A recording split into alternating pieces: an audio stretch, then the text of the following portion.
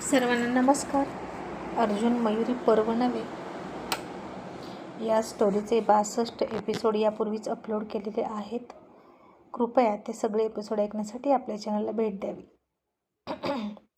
आता अर्जुनराव चावटपणा करत खाली पार्किंगमध्येच मयुरीची पप्पी घेऊन गेले आणि हे सगळं बघणारा आशूला त्यांनी एक छान थाप मारली. पण आता आशूसुद्धा कोणाचा चेला होता तर अर्जुनरावांचाच. आणि तो मयुरीला म्हणाला, आई मला माहीत आहे तुम्ही दोघं काय करत होता, खरं खरं सांगू का? आणि बाई मयुरीला आलं टेन्शन आणि ती गेली पळतच वर आणि म्हणाली, यांना ना अजिबात लाज वाटत नाही, निर्लज्ज कुठले. मग आता अर्जुनराव गेले चैतन्याकडे आणि तिथून दोघेही गाडीत बसले आणि थेट सांगली गाठली. कोणाचं तरी प्लॉटिंग निघालं होतं आणि खूप मोग्याची जागा होती म्हणे. आणि चैतन्यसोबत स्वतःसाठी सुद्धा 2 गुंठे जागा फिक्स करून आले. आणि घरी आल्यावर पुन्हा मयुरीच्या पाठीमागं लागले आणि म्हणाले, मयू आज मी एक काम करून आलो.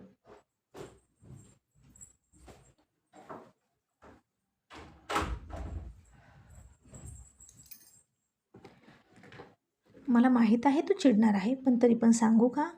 आणि मयुरी म्हणाली, आणि मी ओळखू का? अर्जुनराव म्हणाले, अरे वा, ओळख बरं.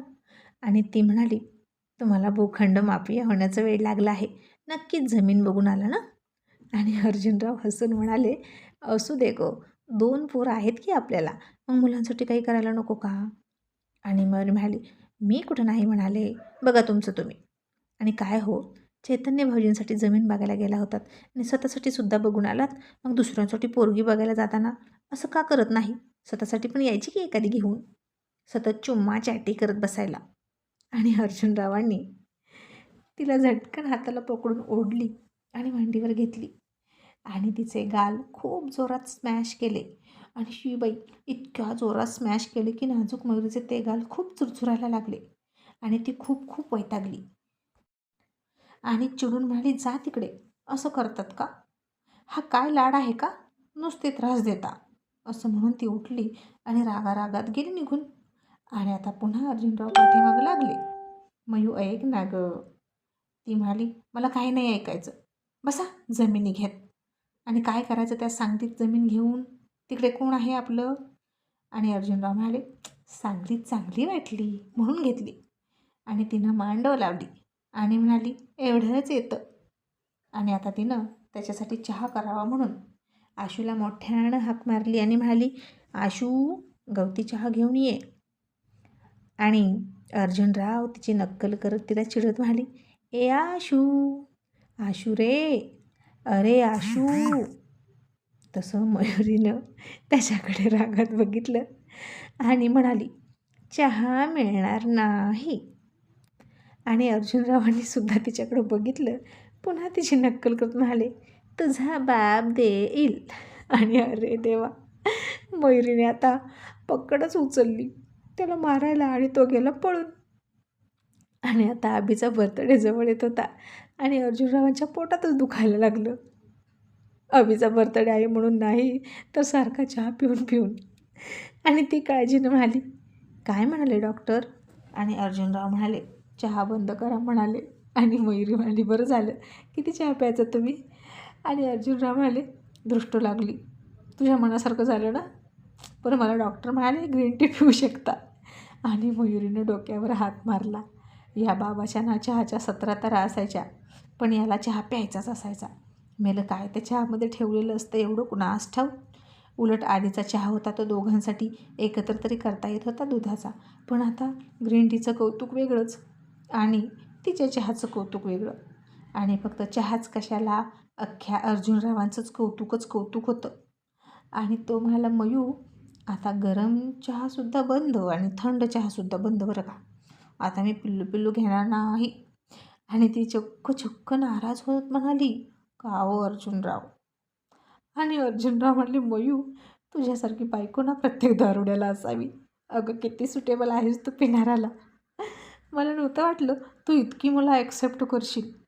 आणि ती हसून म्हणाली, अर्जुनराव तुम्ही काहीही केलं ना तरी तुम्हाला सूट होतं आणि तुम्ही रॉयलच वाटता. आणि अर्जुनराव म्हणाले, अगदी खून केला तरी? आणि ती म्हणाली, करा करा, बायकोचाच खून करा म्हणजे शोभून दिसेल तुम्हाला. आणि आता तो तिच्या एका गालाची पप्पी घेऊन म्हणाला, मयू तू असं बोलली आणि मला फार वाईट वाटलं. पुन्हा दुसऱ्या गालाची पप्पी घेतली आणि तसेच म्हणाले, मयू मला फार फार वाईट वाटलं. पुन्हा तिसऱ्या गालाची म्हणजे पुन्हा पहिल्या गालावर 3 वेळा पप्पी घेऊन म्हणाले, मयू मला फार फार फार वाईट वाटलं. आणि आता अर्जुनरावांचं हे वाईट वाटणं कुठपर्यंत सुरू राहणार होतं कुणास ठाऊक. आणि ती खूप हसायला लागली. आणि इतक्यात आशू गवती चहा घेऊन आला आणि त्यानं सगळं बघितलं आणि डोळे झाकले आणि अर्जुनरावांनी त्याच्या चेहऱ्यावरचा हात काढला आणि म्हणाले, बघू बघू, आणि त्याची पप्पी घ्यायला गेले. आणि तो म्हणाला, नको नको, हे तुम्हा दोघांचं आहे. मयुरी म्हणाली, काय दोघांचं आहे? बाबा तुझी पण पप्पी घेतात की, त्यात काय इतकं, असं ती त्याला नॉर्मल करण्यासाठी म्हणाली. आणि आशू म्हणाला, नाही, मी बघितलं आहे की तुम्हा दोघांचं, आणि आता तुमचा व्हॅलेंटाईन डे पण येणार आहे, मी बघितलं आहे मोबाईलला, यूट्यूबला, ते तुमचं तुमचं असतं, असं म्हणून त्या पोरानं दोन्ही हातानं लवचं चिन्ह करून दाखवलं आणि निघून गेला. आणि मयुरीनं डोक्यावर हात मारला आणि म्हणाले, बापरे अर्जुनराव, याच्यावर लक्ष ठेवलं पाहिजे. आणि अर्जुनराव म्हणाले, असं दे ग, जे बापानं नाही केलं ना ते माझं पोरगं करेल. माझ्या परिस्थितीमुळे मला पोरीसोबत फिरता नाही आलं आणि माझी पोरं फिरली तर फिरू दे. आणि तिनं डोक्यावरच हात मारला आणि म्हणाली, वा रे संस्कार, तुमचा पाय दाखवा, नमस्कार करते. आणि अर्जुनराव म्हणाले, रात्रीच बघ ना, डायरेक्ट मधला पाय. तशी मयुरी खूप लाजून हसली. आणि आता तो दिवस उगवला ज्या दिवशी अभिचा बर्थडे होता. मग अभिच्या बर्थडेला निघाले सगळे आणि अर्जुनरावांनी तिनं घेतलेला ड्रेस घातला. अभिला सरप्राईज दिलं आणि सगळ्यांची नजर अर्जुनरावांच्या ड्रेसकडे गेली. आणि चैतन्य तोंड वाकडे करत म्हणाला, अर्जुन तुझी चॉईस कधीपासून इतकी खराब झाली यार, हे काय कॉम्बिनेशन आहे शर्ट आणि पॅन्टचं, अजिबात मॅच होत नाही. आणि अर्जुनराव म्हणाले, गप्प बसा रे, बायकोनं घेतलाय, नाहीतर ती नाराज होईल. सचिन म्हणाला, अरे पण या शर्टवर ब्राऊन रंगाची पॅन्ट हवी होती. आणि अर्जुनराव म्हणाले, मग सचिन एक काम कर, मला पोशाख कर, आसावरीच्या लग्नात करण्याऐवजी आत्ताच करून टाक. आणि सचिन म्हणाला, यार यासाठी लग्नाची काय गरज आहे, चल की तुला आत्ताच घेतो.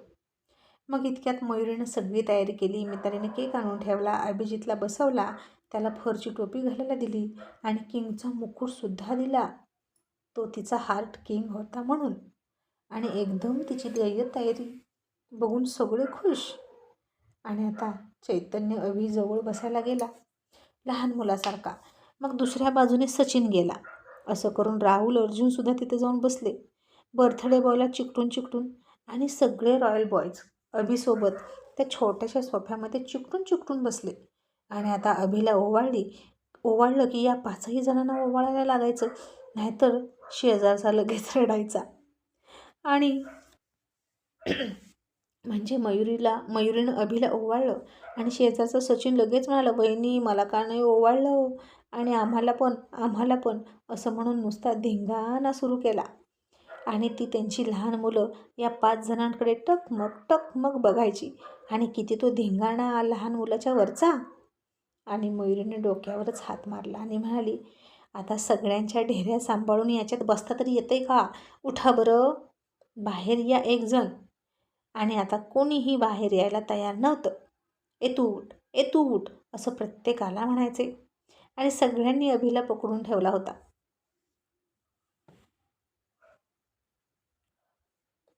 आणि अभिसारखी टोपी आम्हाला पण पाहिजे म्हणून चैतन्य रडायला लागला. आणि रॉयल लेडीज नुसत्या हसून बेजार झाल्या. आणि मग सगळ्यांना ओवाळलं. केक कट करताना 5ही जणांनी चाकू हातात पकडला आणि मग केक कट केला. आणि अभिला केकच्या क्रीमने इतका भरवून टाकला की काही विचारूच नका. आणि मग 40शी ओलांडलेले हे चोर खूप धिंगाणा घालत होते.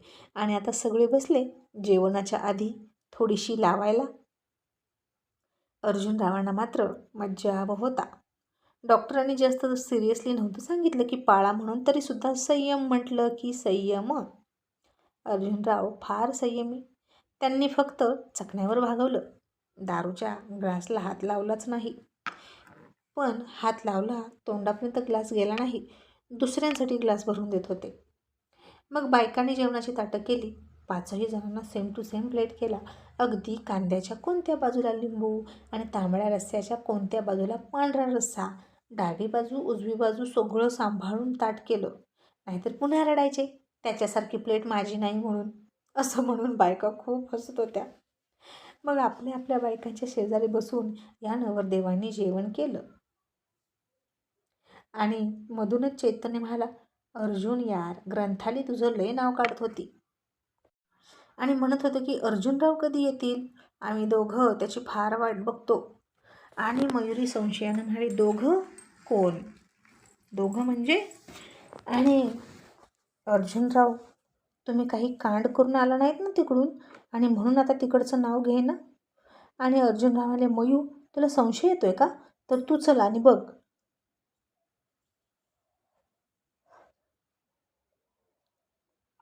आणि मयुरी मोठे डोळे करून म्हणाली, काही गरज नाही.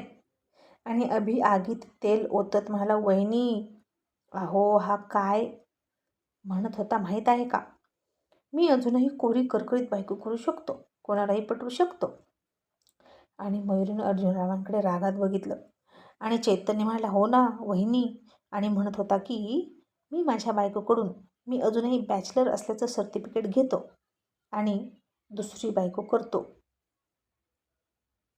आणि मयुरींना फुगवून म्हणाली, देते ना बॅचलर असल्याचं सर्टिफिकेट, म्हणजे मलाच गंडा घालतील. आणि अर्जुनराव, आधी सगळं माझ्या नावावर करा आणि मग सर्टिफिकेट देईन मी. मग किती बायका करायच्या तेवढ्या करा त्या सर्टिफिकेटवर. आणि अर्जुनराव म्हणाले, मयू अगं सगळं तुझ्याच तर नावावर आहे आणि अख्खा मी सुद्धा तुझा आहे, पण देशील ना सर्टिफिकेट? आणि मयुरी म्हणाली, अख्खं जग माझ्या नावावर केलं तरी देणार नाही, कारण माझा नवरा माझाच आहे. आपली पोरं आता मोठे आहेत, जरा लाज बाळगा, असं ती चिडून म्हणाली. आणि अर्जुनराव त्यांच्या फजितीवर फिदी हसणाऱ्या चैतन्याच्या पाठीत धपाटा टाकत म्हणाले, आई घाल्या गप्प बस, नव्हते तुझ्या चड्डीत पाणी होतील. तसे सगळे खूप मोठ्यानं हसले. आणि मितालीनं अभिला त्याला गिफ्ट केलेला टी शर्ट घालायला लावला. आणि किती सुंदर टी शर्ट होता, अगदी परफेक्ट साईज. अभिचं मापही न घेता सरप्राईज म्हणून मितालीनं शॉपिंग केली होती. आणि मयुरी म्हणाली, शी बाई, मला अशी शॉपिंग करताच येत नाही. सोबत माणूस होता तरीसुद्धा करता आली नाही.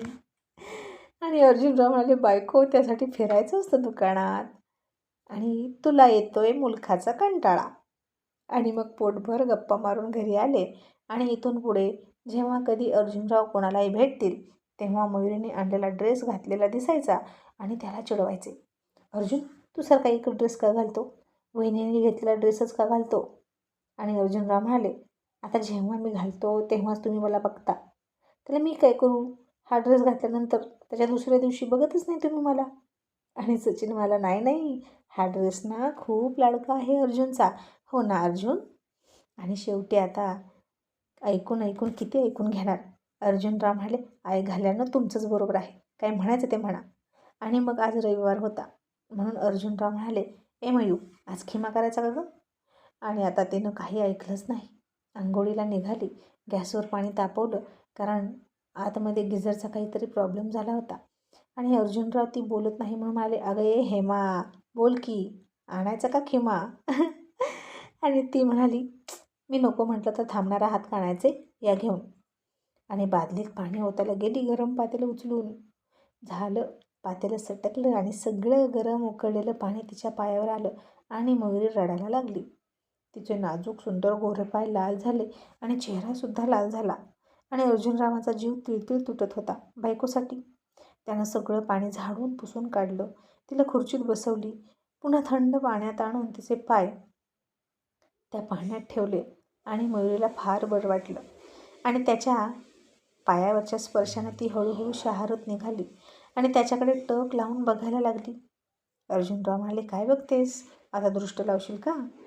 आणि ती त्याच्यावरून तिच्या दोन्ही हातांना दृष्ट काढून तिच्या कानशिलावर बोटं मोडत म्हणाली, अर्जुनराव मी खूप नशीबवान आहे. कुणाचे नवरे फक्त देखणे आहेत, कुणाचे डॅशिंग आहेत, कुणाचे नुसते प्रेम करतात, नुसता पैसा पुरवतात आणि बायका त्याला प्रेम समजतात, आणि कोणाचे नुसते रोमॅन्टिक आहेत पण माझा नवरा सर्वगुण संपन्न आहे. सगळ्या गोष्टी तुम्ही योग्य प्रमाणात करता. मला काहीच कमी पडू देत नाही. म्हणून तुम्ही सगळ्यात जास्त मला आवडता. असं तिनं तिच्या भावना आपल्या व्यक्त केल्या. आणि अर्जुनराव म्हणाले, मग आणखीन कोण आवडतं का माझ्यापेक्षा कमी आवडत असलेला? आणि तिनं त्याला हसून चापट दिली. आणि मग आज सॉरी खूप खुशीत आली खेमा घेऊन. आणि येतानाच गाणं होतं तोंडामध्ये. आणि कुठलं गाणं होतं? पोरी तुझं मला सारं बघायचं, तुझ्या कानात काहीतरी सांगायचं. आणि आता ती आत्तापासूनच हसायला लागली. आणि त्याची रात्रीची तयारी बघून. आणि मग सॉरींनी खेमा वगैरे खाल्ला. मित्रांना व्हिडिओ कॉल करून खेमावरून चिडवणं झालं आणि झोपायला हळूच जवळ आला. त्याचा स्पर्शानं तिला मदहोश करून टाकली. तीही सगळी लाज सोडून त्याच्या मिठीत गेली. दोघांचाही वरचा रोमांच झाला. आणि तिने त्याला लाईट घालवण्याचा इशारा केला. मुलं कधीही उठायची आणि लाईट घालवणं गरजेचं असायचं. आणि लाईट घालवून त्यानं प्रवेश केला. सगळं झालं. एकमेकांच्या प्रेमात अखंड बुडून झालं. प्रेमाचा वर्षाव करून झाला आणि पुन्हा लाईट लागली. तसे अर्जुनरावांचे डोळे आश्चर्यानं मोठे झाले. कारण ते पूर्ण भरून गेले होते तिच्या पिरियडच्या रक्तानं. आणि ती म्हणाली, बापरे, हे कधी झालं? अहो, अजून महिनाही भरला नाही, पोटातही दुखलं नाही. आणि हे ऐकून अर्जुनराव काळजीतच पडले. कारण पिरियड अनियमित येणं ही अनारोग्याची लक्षणं असतात. आणि डॉक्टरांना भेटूया असं तो म्हणाला. आणि तिला आता खूप शरमल्यासारखं वाटत होतं. नाही असं नाही, पण त्यांनी कधी प्रणय केला होता. न राहून एकमेकांच्या प्रेमापोटी. 3ऱ्या दिवशी केला होता, 4थ्या दिवशी केला होता, 5व्या दिवशी केला होता. पण हा तर पहिल्याच दिवशी झाला. आणि तिला फार लाज वाटत होती. आणि अर्जुनराव तिच्या पोटावर हात ठेवून म्हणाले, मयू, जाऊ दे ना, तुझा काय दोष आहे? तुला कुठे माहीत होतं? पण आज चांगलीच रंगपंचमी झाली आणि सगळं ट्राय केलं बाबा. आणि ती हसायला लागली. तशी तिच्या पोटात कळ आली वेदनेची. आणि त्यानं तिला जवळ घेऊन पोटावर हात ठेवला.